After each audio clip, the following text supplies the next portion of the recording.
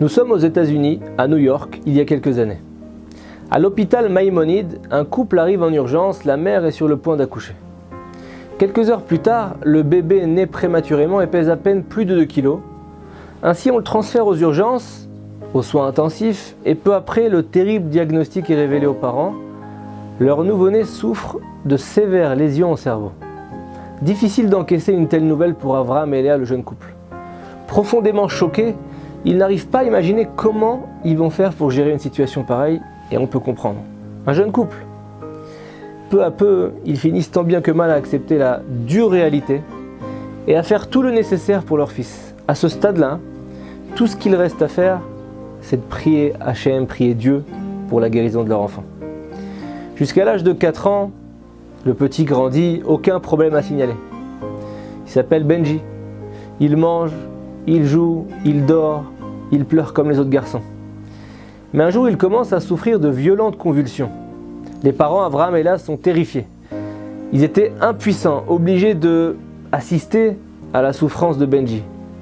Et avec le temps, ils apprennent d'une certaine manière à gérer ces crises et attendent la fin des convulsions, dès lors qu'il reprend ensuite conscience.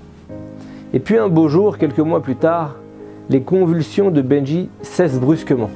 Les parents commencent déjà à croire à un miracle, mais bon, ils ne sont pas au bout de leur surprise puisque à l'âge de 7 ans, les convulsions réapparaissent à nouveau et cette fois, elles sont beaucoup plus longues et beaucoup plus difficiles à endurer.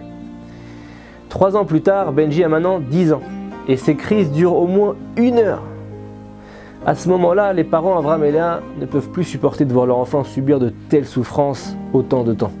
Il fallait faire quelque chose et vite. Après avoir consulté les meilleurs neurologistes, la plupart d'entre eux arrivent à la conclusion que les convulsions du petit enfant sont causées par une maladie qui affecte une bonne partie de son cerveau et que la solution serait de retirer cette partie du cerveau. S'ils réussissent, les convulsions disparaissent définitivement. Mais l'intervention chirurgicale est très risquée, très complexe. Au début, les parents tentent de reporter cette opération autant que possible. Ils sont horrifiés à l'idée d'imposer à Benji une épreuve aussi lourde. Mais au bout d'un moment, ils finissent par comprendre que c'est la seule solution pour que leur fils puisse peut-être avoir une vie normale. Et c'est avec un cœur lourd qu'ils donnent leur accord pour l'intervention. On amène alors le petit enfant Benji au bloc opératoire, tandis que ses parents attendent avec angoisse. Et après des heures de prière en larmes, Avram et Léa voient enfin le médecin s'avancer vers eux. Leur cœur bat à toute vitesse. Qu'est-ce qui va bien pouvoir leur annoncer ? Et à leur grand soulagement, l'opération est un très grand succès. Et effectivement, les convulsions de Benji ne sont plus qu'un mauvais souvenir.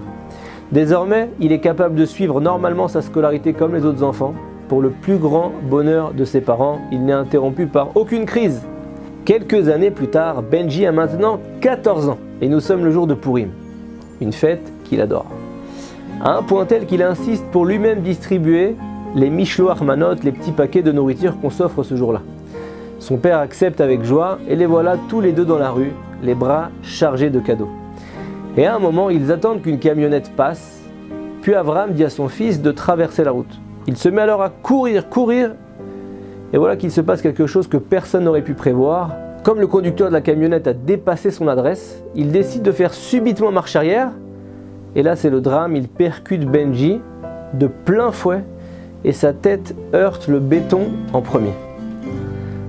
Le père Avram, pris de panique, se met à hurler en appelant à l'aide tandis que Benji, complètement inconscient, saigne abondamment de la tête. Désespéré, pleurant de manière incontrôlée, Avram enveloppe la tête de son fils dans une serviette en attendant l'arrivée de l'ambulance.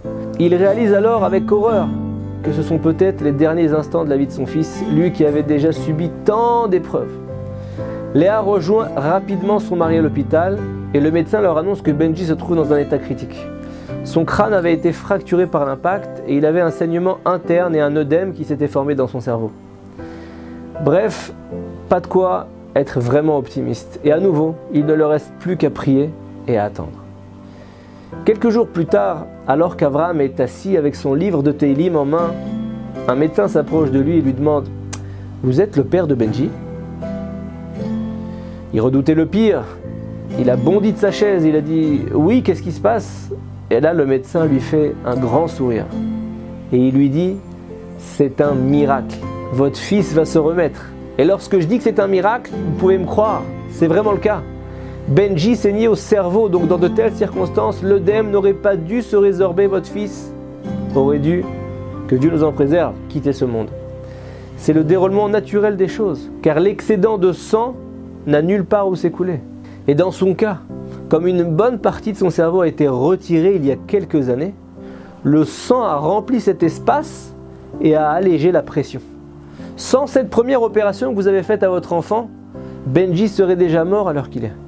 C'est prodigieux, je n'ai jamais vu un cas pareil. Abraham le père est sidéré, incapable de prononcer le moindre mot. Mais à l'intérieur de lui, il est l'homme le plus heureux du monde. Pourquoi ? Parce qu'il réalise que lui et sa femme se sont trompés sur toute la ligne à propos de cette première intervention. À l'époque, ce qu'ils avaient considéré comme la pire épreuve possible pour leur jeune enfant, c'était en réalité le seul et unique moyen de lui sauver la vie des années plus tard. Cette opération était donc la meilleure chose qui pouvait lui arriver. Il faut prendre conscience qu'Hachem ne veut que notre bien le plus total, toujours. En fait, même si on ne le réalise pas toujours, ce qui peut paraître comme une terrible épreuve n'est rien d'autre qu'un acte d'amour du Créateur. Dieu aurait-il créé ce monde et ses créatures pour les faire souffrir ? Shabbat Shalom.